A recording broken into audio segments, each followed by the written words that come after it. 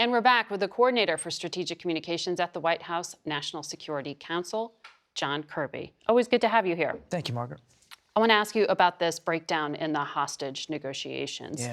The Mossad has pulled their negotiators out of Doha, saying that there's no use in continuing to talk. Is this insurmountable? There are still Americans being held. We don't believe it's insurmountable. In fact, even while the negotiations have stopped, Margaret, we haven't stopped. Our efforts on the National Security Council, and all the way up to the president, trying to work hour by hour to see if we can get this pause reinstated and get those hostages out. I will say, while the pause has been lifted and no hostage exchanges are going on, what is still going on, importantly, is humanitarian assistance getting in, including fuel, which is critical. It's restarted, you're saying. So even when the pause ended, what didn't end was humanitarian assistance. We heard from your old boss, the Defense Secretary, Lloyd Austin, there in the beginning of the program.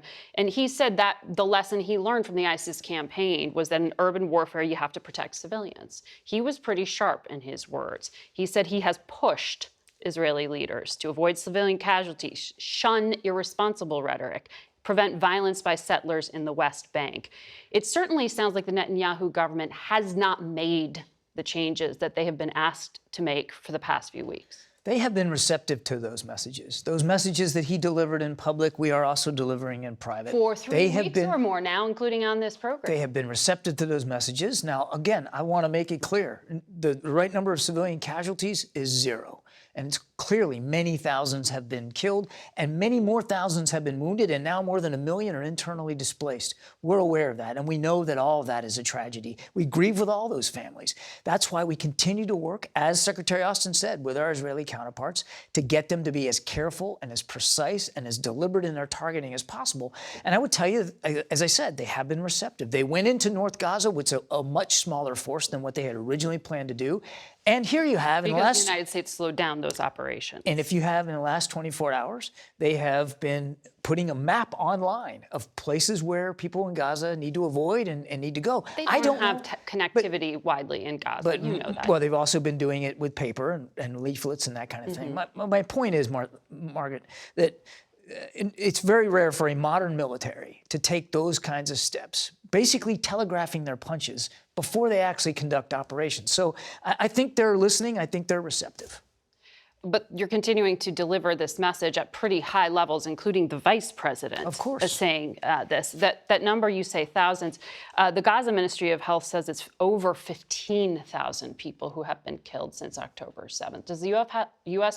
have an assessment of civilians? We don't have a specific number that we can speak to, but we know many thousands have been killed, and again, many thousands more have been wounded. But we don't have an exact figure. So Hamas, when it attacked so brutally on October 7th, you were very strong. You reflected the president's emotion on this, his defense of the Netanyahu government. But Senator Van Hollen, who was on this program recently, faulted you. I want you to listen to it. Many of us were concerned just a few weeks ago when one of the White House national security spokesperson was asked if the United States has any red lines, and the answer was no, which means anything goes. And that cannot be consistent with American interests and American values. He's talking about what you said October 24th from the podium. That's a Democrat saying they need clear language from the White House. Everything that we do for a foreign military, including Israel, when you give them security assistance, there are expectations with that security assistance that it's going to be used in keeping with the law of armed conflict, the law of war. And we are in constant touch with our Israeli counterparts about the way that they're prosecuting these operations. Secretary Blinken has said himself, it's not just what you do that matters, it's how you do that matters. But are there red lines? We believe that the approach that we've been taking, Margaret, has had an effect. It has allowed Israel to continue to go after a very viable terrorist threat to their existence. But you're correcting, at the same time, correct course. Are there red lines? Because what we're seeing right now, as the Journal was just reporting, I mean, bunker buster bombs, 2,000-pound bombs being handed over. The United States is a really strong supporter of Israel here. Should there be brighter lines? We are having these discussions with our Israeli counterparts every day about being careful, precise, and deliberate in their targeting and trying to minimize civilian casualties to the maximum extent possible. I think it's also important for people to remember what they're up against here.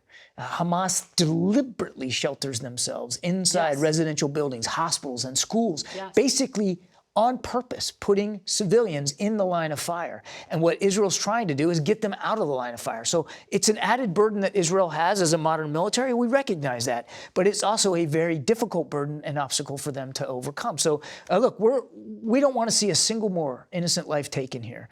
And so we're going to continue to work with Israel about this. But the approach that we've been taking has delivered some results, including more than 100 hostages getting out. Right. But you understand the implications for U.S. national security to be seen as endorsing all of this, which is what Van Hollen was raising. But I want to ask you about Venezuela as well before I let you go. The U.S. lifted some sanctions off the Maduro regime and set some goals. November 30th, there were supposed to be 3 Americans who were determined to be wrongfully detained, released. That didn't happen. No, it didn't. Nor did the release of other political prisoners. Exactly. So what happens now? Will you put more sanctions on? What is the status of those Americans? I don't want to get ahead of where we are in the decision-making process, but we're reviewing our options right now. They had until the evening of the 30th to make these kinds of decisions. Unfortunately, they didn't, and so we're now going back to policy options and reviewing what our chances are. But I don't want to get ahead.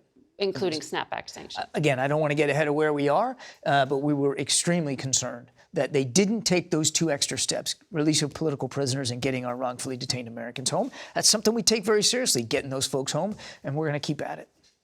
All right. Admiral, thank you for being here in person.